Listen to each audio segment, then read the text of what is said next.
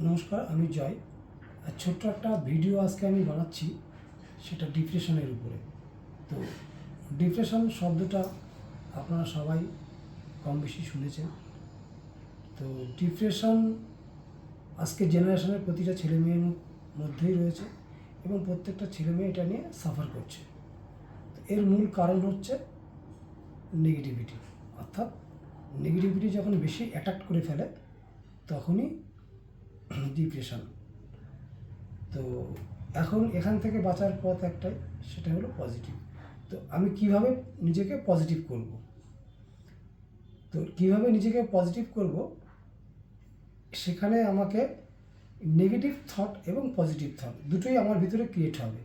তো এই দুটোর মধ্যে আমি নেগেটিভিটির যে থটগুলো, নেগেটিভ যে থটগুলো ক্রিয়েট হবে সেইগুলোর দিকে আমি ফোকাস দেব না। আমার ফোকাস থাকবে পজিটিভ থটের দিকেই। অর্থাৎ আমি যেটা চাইছি, আমি যে জিনিসটা চাই সেই দিকেই আমার ফোকাসটা থাকবে। এইটুকু করতে পারলেই অটোমেটিক নেগেটিভ চলে যাবে। নেগেটিভ তাড়াবো কী করে? এই ভাবনা যদি ভিতরে থাকে তাহলে জীবনে কোনোদিনও নেগেটিভ যাবে না। থট অটোমেটিক ক্রিয়েট হবে, দুটো থটে ক্রিয়েট হবে, কিন্তু আমি কোন থটটাকে খাবার দেব, কাকে আমি পুষ্টিকর করব, আমি যে থটটাকে পুষ্টিকর করব সেই থট, সেটাই আমার ভিতরে বা সেটাই বাস্তবায়িত হবে।